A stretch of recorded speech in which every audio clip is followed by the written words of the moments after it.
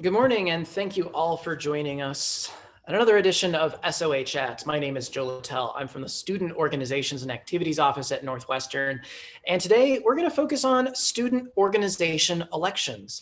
Now, most of our groups manage some sort of transition between student roles, whether it's through appointments or elections.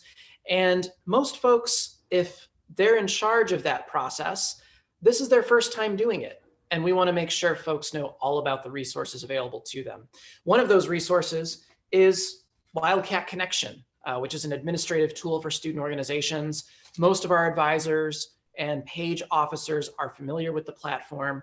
And so I'm going to share some of the benefits of managing an election, as well as other tools to assist with transition using this platform. For those of you who are watching this on our Facebook page, navigate to the events section of the SOA Facebook page, and you can find Zoom registration and still join us in the chat. For those of you who are with us on Zoom, feel free to add in questions in the chat. I'll try and keep one eye on that screen as I go through the presentation and the demonstration. And most likely, I'll answer any questions I can at the end. For those of you that want to follow along on your own screen, you will need manage access to an organization on Wildcat Connection, whether it's a residential college page or a student organization. Advisors should be set up with full access, but others with different roles on the page, it might be a little different. So I'm going to get started and share, why now? Well, elections and transitions for student orgs really vary when they occur. Traditionally, orgs that received ASG allocations had to have a transition done before the funding timeline for the following year. But we do see some organizations, out of what's convenient for them or dictated by a governing board or national organization, have their transition as early as February or March. But we know the majority of orgs have that transition in the first part of spring quarter to allow some time of overlap with incoming and outgoing leaders to pass on knowledge and other resources. But as I mentioned from the top, most folks that are in charge of managing a leadership transition have never managed this process before. So we're working with student organizations in hopes that we can make this transition go smoothly and make them aware of the option available through Wildcat Connection. We can also share that we've assisted Associated Student Government with their elections using Wildcat Connection. It's always run really simply and smoothly, and it's very similar to what I'm going to be demonstrating for you all today. So really, it's a brief agenda. I'm going to share a little bit of background about conducting elections on Wildcat Connection, some terminology, some of the benefits, and then I'll actually create a mock election on SOA's Wildcat Connection page as a demonstration, and then we'll have time for Q&A and some announcements. So there's lots of directions in terms of hosting an election.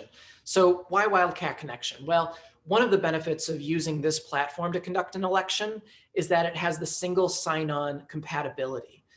So this means if it's an election that needs to have the security of knowing it's one voter for one vote, or it's limited to members of your organization who are students, or it's limited to really anyone at Northwestern, you can determine that access using this platform versus a Google form where maybe you post a link publicly, but it's hard to say who's actually participating. In terms of confidentiality and convenience, well, with this platform, you can set up the start and end time of the poll. So whether you want the poll open as long as a full week to allow folks time to participate in an election when it's convenient for them, or 24 hours, or you want it to be live during maybe an exec board meeting over 1 hour. This allows you the customizability to set that up. And Northwestern already has this product paid for. So there's no additional, login setup or anything. Just like everything else on Wildcat Connection, the data passes on year to year as well. So if folks ever need to see how a previous election was set up, they can look at that in the record in Wildcat Connection. And in terms of results reporting, they're available immediately. Not only is it confidential and secure election, but someone that's managing the election can see the IDs of all of the voters that participated, and they can see all of the votes that were cast. And those two lists are actually unlinked. So they can't determine, who voted for which candidate.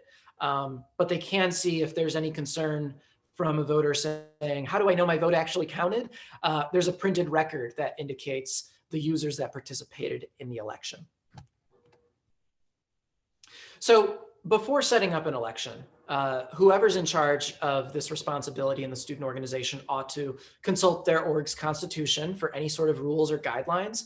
I know specifically in associated student government, there are some written things that, for example, the candidates must have their order shuffled in the poll if possible.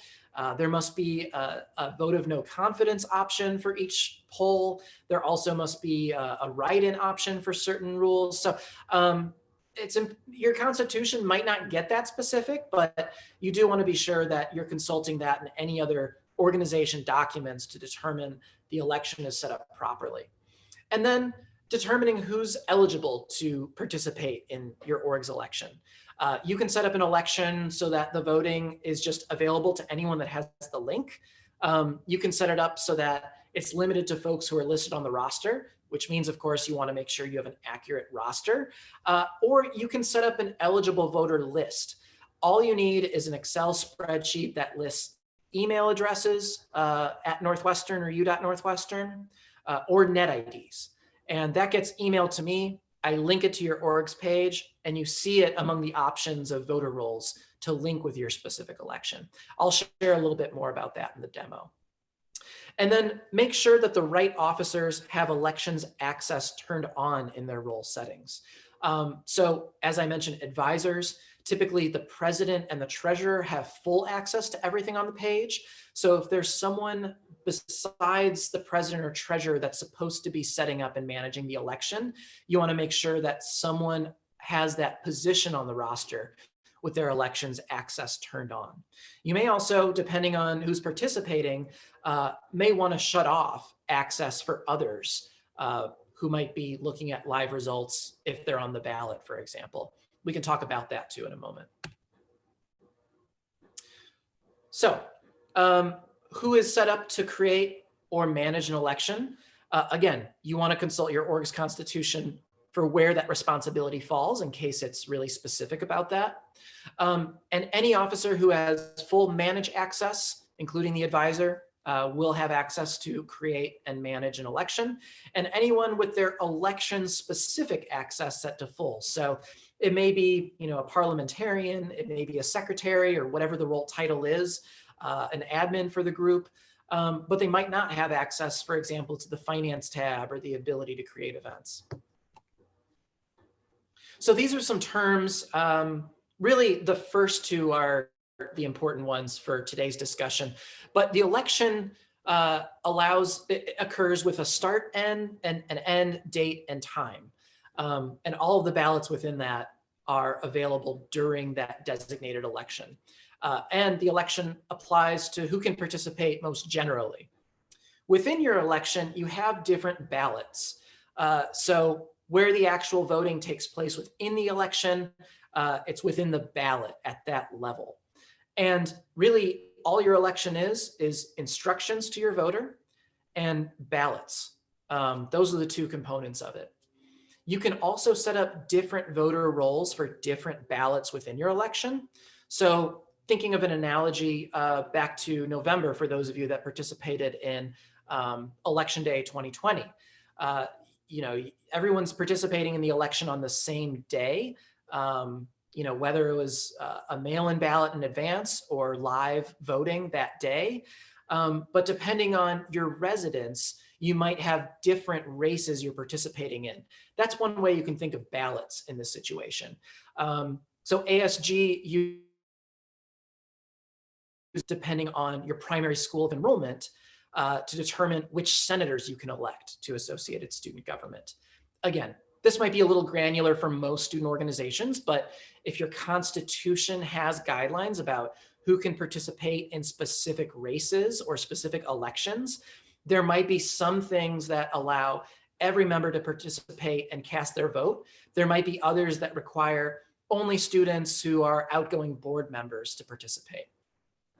And they can be managed within the same election with that level of detail. The final level is just pages or screens, and that's within a ballot. I'll actually do an example with this, but the main reason why this level exists is if there needs to be some sort of skip logic where a voter responds to a question in a certain way, and that determines other questions they might see or other races they can participate in. So with that, I'm going to change my share screen here and do a quick demo and show you just how easy this is to set up. So one moment while I change the window that I'm sharing.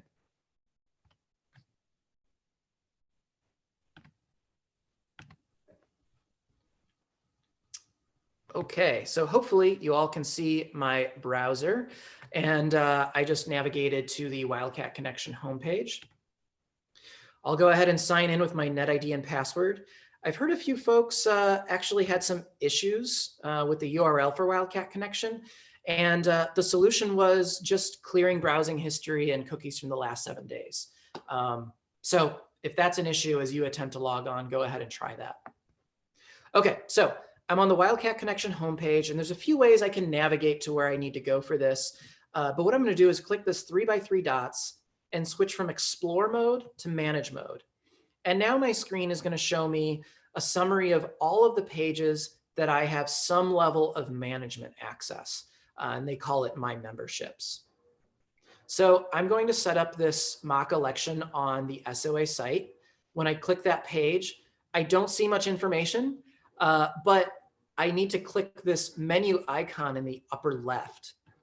That's going to reveal a dropdown of all of the management areas I have access to on this page. So if you have full access, your dropdown is going to look like this. If your position on the roster designates only specific access, it's going to look a little limited. But to show you how to set that part up, before going into the election, I'm going to go into the roster management. And to see who has access to set up elections on the SOA page, I'm going to click Manage Positions, and this will give me a list of all of the roles that have ever been created for this page. Some are system-wide, most are custom just for this group. So for example, there was a role called Assistant Director, which is actually my professional title. If I click it on this page, I'll see that whoever has the Assistant Director position on the SOA Wildcat Connection roster has full access. Now, if I change it to limited access, this is where I can customize the different areas where someone can either just see past elections that normally a member of the roster wouldn't be able to see, or designate full access, which means I can actually create an election. The person in this role can edit elections. So those are the 3 levels for most of these different features. And I'm just going to go ahead and switch it back to all access. Okay, so I'm still in my manage mode. So I can click this menu icon again and navigate directly to the elections feature for the SOA page. And on this screen, you'll see past elections, and you can click the Create Election button to create a new one. You're going to have to title the election. And thinking about this, obviously this is not a real election, but let's say the director of our department has very generously and democratically decided to take the team out for lunch for the next several Fridays, and to allow people to voice their preference in a fair and secure way. We're setting up a Wildcat Connection election to do so. So let's call this election, Let's Go to Lunch. Now, there's a box you can select that'll include some general instructions for anyone navigating an election on here. And there's a box where I can include additional instructions specific to this election. So for example, if I'm from a residential college and maybe I want to provide a link to our Constitution for anyone that has questions about the election setup, or if there's general background about who set up this election or information about the page in general or candidates in general, this could be a place where you include it. You'll also want to check the box as active. There's basically two levels to make the election live. One is whether it's active or not. And the second is if someone's viewing the election within the start date and time. So for this particular election, I don't really have a preference of when it ends, but I am going to change when it begins for 12 minutes from now. And you can also, I recommend display an alert on the SOA homepage when the election is active and voting is open. You can also send an email with a link to everyone that's eligible to vote. And you can also set it up so it's limited to roster members who can participate to vote. If that is unchecked, that means anyone who's logged in with their net ID and password right now could participate in the election when it's live. So I'm going to leave that unchecked for now and hit save. I'm not going to add any additional instructions. And once I have that set up, the next step is to create a ballot within the election. So for this particular ballot, I'm going to call it lunch options. You'll see there's some information about whether you want general access or not to this election. Right now, it's enabled so that anyone is able to access. If I click disable, I'll see any voter role that I've created. They call this eligibility lists. And so I submitted a list of email addresses for folks I wanted to participate. And so if I click allow, that makes it so that only the folks whose email addresses are on this list can participate in the election. Now, I know most orgs don't have a 100% accurate roster on Wildcat Connection. If there's a concern about voting integrity or security, I highly recommend getting a list of all of the emails or net IDs of folks who should be allowed to participate in the election. You email it to me, and I can set it up to link it with a specific org in Wildcat Connection. Once I do that, you would see this in that area. So I went ahead and did that. I'm going to limit the voting participation on the ballot to just this group and hit save. So after I set up who can vote on this ballot, I'm going to be invited to create some questions that these voters participate in. And this is very similar to creating a form. I have the option to create an instructions box, which doesn't require anyone to choose something. It's just information. The radio button list is a choose one of the following. The checkbox list means you can check as many as you want of the following. And you can set up whether it's required, someone selects a minimum or maximum. You can do a text entry as well, and you can do a rank. So there used to be a role in associated student government called off-campus senator, and folks who were on the off-campus student voter roll had to rank their selections among all the candidates to choose from, and they had like a mathematical model to determine the rankings in the aggregate. So again, most folks aren't using this for their elections, but let's say we want to set up a radio button list, and we're going to make it simple. We're going to say, where do you want to go to lunch? And we're just going to add in some options here.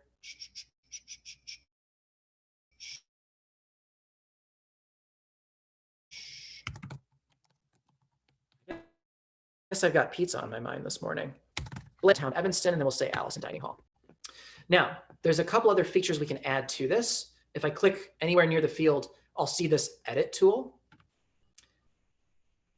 And I can make it a required response, just like on a form. I can put on the answers if there's concern that maybe there's a whole lot of candidates for a specific office or role that they're seeking.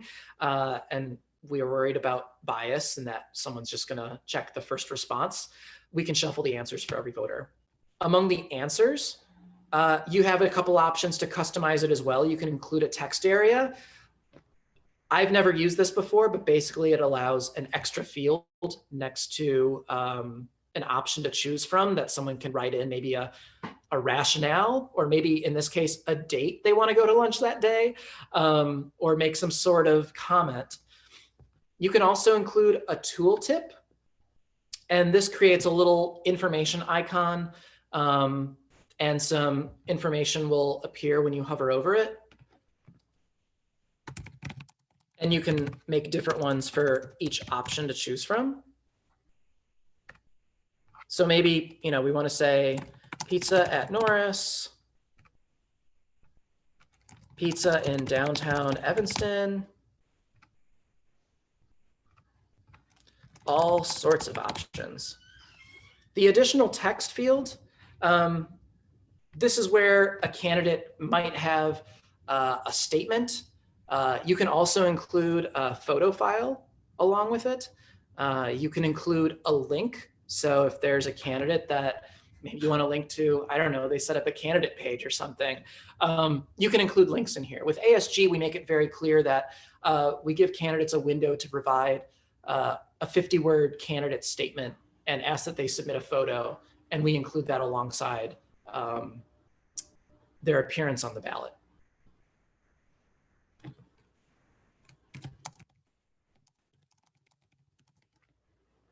Okay, so I'm going to do this just to give you a preview of what it looks like now that I've made these changes. So when a voter hovers over this, they see a little bit of a description for each one. And with Allison Dining Hall in particular, you see a little comment, "We never get to eat here." Okay. Couple other things with this ballot. So I can go back to my page list within this ballot and create a secondary page. On this page, let's say I want to apply some skip logic here. So I change the property and I go to Conditions tab. And if I add a condition, I can look at a question on a prior page. And let's say for everyone that selected Allison as their preference for where to eat lunch, they're going to see this page that I'm currently on. For everyone that selected Mod or Blaze, they're just not going to see this page at all. So as I mentioned, ASG has used this where there'll be a question that might say, what school is your major in, or where are you primarily enrolled? That will determine the candidates they then have to choose from in a future page within the ballot, if that makes sense. That's also how they apply write-in options as well. They would have a list of candidates to choose from, and then one of those options would also just be a write-in. And they set it up so that on page 2, anyone that had selected write-in would then see that page and be able to type in their write-in candidate of choice. Okay, so that's pretty much it. It's easy. It's very similar to setting up a Google form, but it allows this extra level of security. And so when the voting is done, and I go back to my main election screen, I can click results to see results as they come in with the total number of votes and voters. I can export it all to spreadsheets if I need to. And then for publishing options, this is a review from when we initially set it up. We have a nice URL we can share out on social media or on a listserv that'll go directly to that poll. And only folks who are eligible to vote will actually get to vote once they're logged into Wildcat Connection. And we have the option to set up an alert on that SOA homepage once the election is live too. So with that, I think that's pretty much it. The only other tip I would offer is for anyone setting up an election, if you're nervous about the setup for it at all, run a test one, invite some users to participate in it. Make sure, once the clock rolls over to that quarter hour the poll is supposed to open, that it actually functions and they see an announcement if they're supposed to. But other than that, as I mentioned, this is pretty simple. I do see a question in the chat, and I am absolutely willing to offer some custom demos for some folks that have any trouble. In fact, let me switch my share screen one more time. as we start to wrap here. So for anyone that has trouble setting up an election, Campus Labs, AKA Anthology, that's the software provider. They have so many help topics, from a full elections walkthrough tutorial to FAQs on elections to everything related to the platform.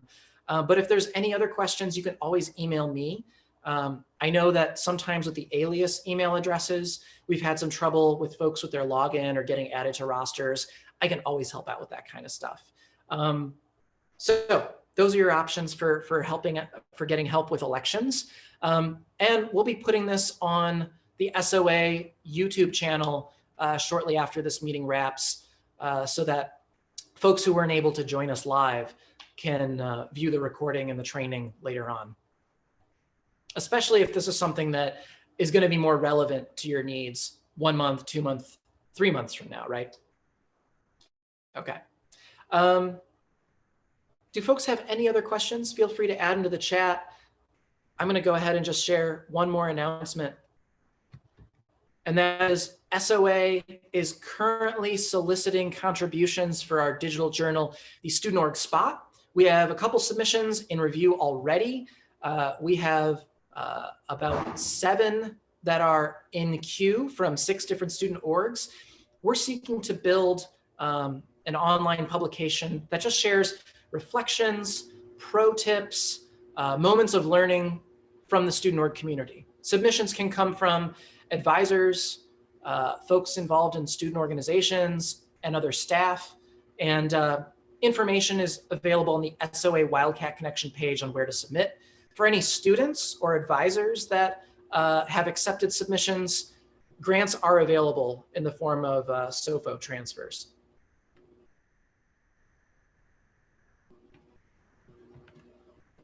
Okay, let me navigate to the chat here. All right, and so I think with that, I'll go ahead and wrap. Thank you all for joining this morning, and be sure to follow SOA on social media. That's where we promote events like the SOA Chats, and we'll have more upcoming later this winter. Thanks everyone, have a great Friday.